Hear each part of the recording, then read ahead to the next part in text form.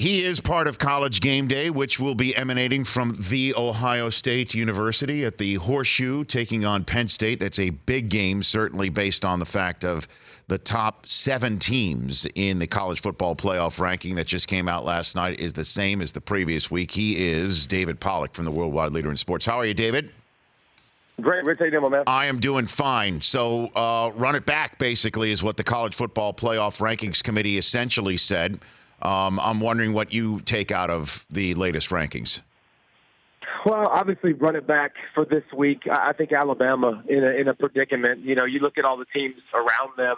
Obviously, Georgia has an awesome chance in a couple of weeks with LSU to make a big statement. Ohio State is still very much in control of its own destiny. LSU in control of its own destiny. Clemson in control of its own destiny. And you got Oregon and Utah who are going to play each other in a couple of weeks that are going to be beating down on Alabama. I think this week we don't learn a lot about Alabama and their future, but without Tua and not playing another marquee game, you know, Auburn will be a good game to prove something. You know, Alabama's in that spot right now at 5, and Georgia obviously could slip up to LSU in the SEC championship game, but I feel like Alabama's the team, when you look at the teams in the top 7, that's not really in control of their own destiny, though. So are we in a similar situation, I guess, with Alabama than, I guess, maybe Ohio State from the year that they won it all? We were all wondering if they should even go because their starting quarterback wasn't there, and Cardell Jones showed us all of that.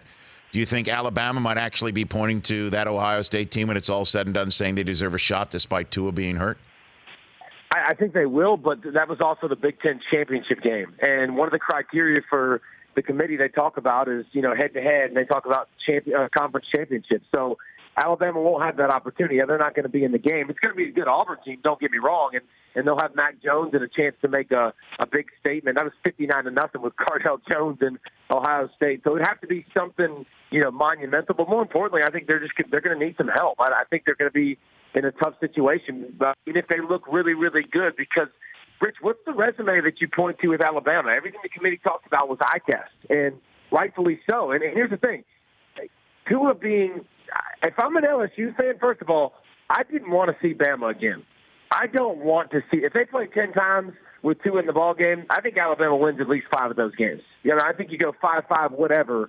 You could tell he was banged up. You could tell he was limited. So the committee, you could tell, had a little leeway and would have used it. But now, you know, Mac Jones would have to look phenomenal. And then, like you said, that game, it'd have to be – and I think they still need other teams to lose because they still wouldn't be in a chance to win a conference championship. For more of The Rich Eisen Show, tune to Audience Channel 239 on DirecTV for free on BR Live or download The Rich Eisen Show app.